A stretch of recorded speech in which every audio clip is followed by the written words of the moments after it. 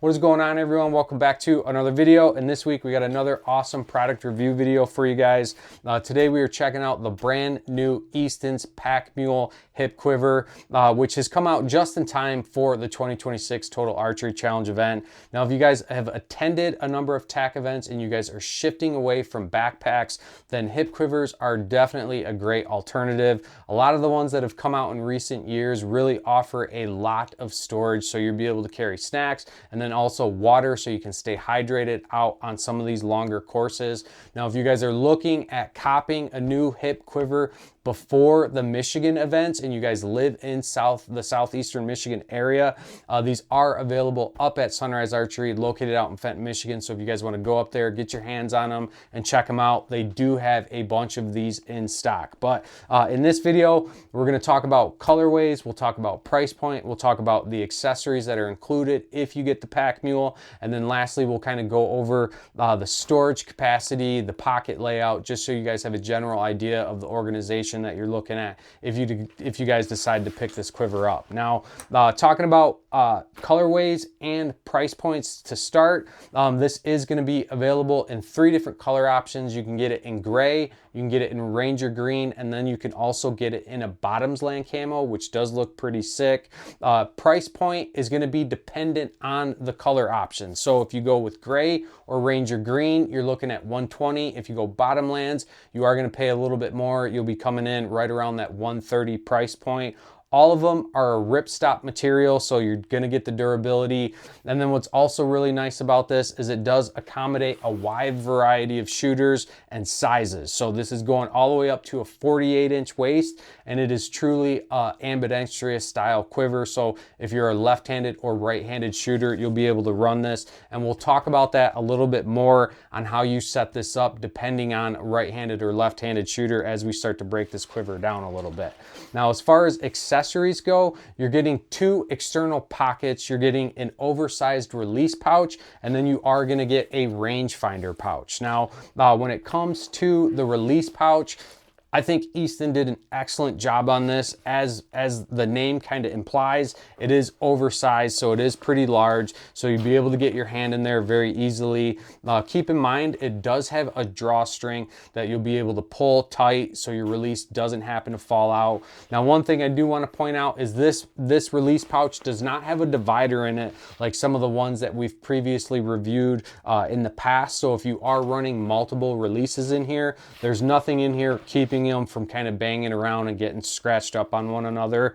Another thing is that it does come with a storage pocket on the side. Keep in mind, it's not a very big storage pocket, but if you wanted to run pens, pencils, or like an arrow lube container in here, you'll be able to, and you'll be able to zip it closed, and you're not going to have to worry about losing it. Now, one of the best features about this release pouch is the fact that they did incorporate an integrated cell phone pocket on the very back. Now, what I really like about this is if you have ran a hip quiver in the past and you have your phone in your pocket and you're trying to access that while you're out in the field, sometimes it's a pain because you have to kind of pull your hip quiver to the side or adjust it to be able to gain access to your front pocket. Whereas this one, like I said, it does have it integrated right into the back. It also has a nice padding on the back, so as you're sweating, that condensation is not transferring over to your cell phone, so you don't have to worry about it getting all wet and all damp from your sweat. So like I said, they definitely did a really good job at designing that. Shifting over and talking about the rangefinder pouch, again, this is another accessory that came with it. What I like about this is that it is removable, and you can use that space to store a large Yeti bottle or a large Nalgene bottle. Now, what you could possibly do is add this to the belt. You could Velcro this to the belt, but keep in mind, there's not a great way to actually secure this. So if you are running it on the belt, just be aware that if you snag this, it could just pull right off, and you could potentially lose your rangefinder. Personally, I would probably just set this aside. I don't think I would ever actually use it, but it is kind of nice that they provided it. Like I said, it is a nice material. It is magnetic enclosure. It does come with a couple straps on the side. It is ripstop material, and then it's got a nice inside liner. So again, it's not going to scratch up your optics, and it'll keep them safe. So like I said, personally, probably not going to run it, but definitely a nice little feature to have. So kind of shifting over and talking about the main arrow compartment. And again, this kind of ties back over to this being a true ambidextrous style quiver.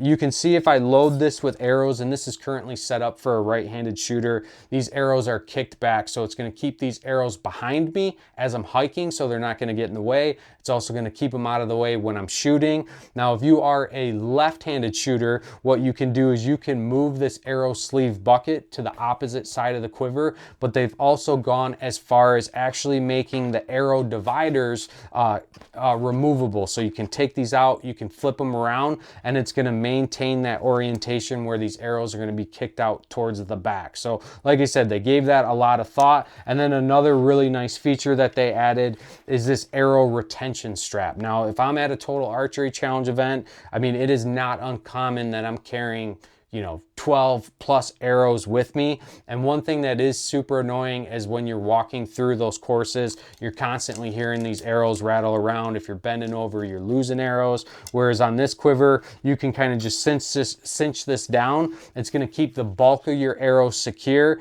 And then you can run a couple, you know, 3 or 4 loose arrows in these other dividers, and then just make them easily accessible. And like I said, just keep the bulk of them secure and out of the way. If you want to run this, you can. If you don't want to, you can kind of loop it around that arrow sleeve and then just tuck that retention strap into that main quiver, and it's going to stay out of the way. Now, as far as like external pockets, again, they really thought this out. I think they did a really good job on it. If you look at the very front of it, you can see that there is a small pocket where you can store scorecards. You could store your cell phone if you want, or you could store some extra pens and pencils.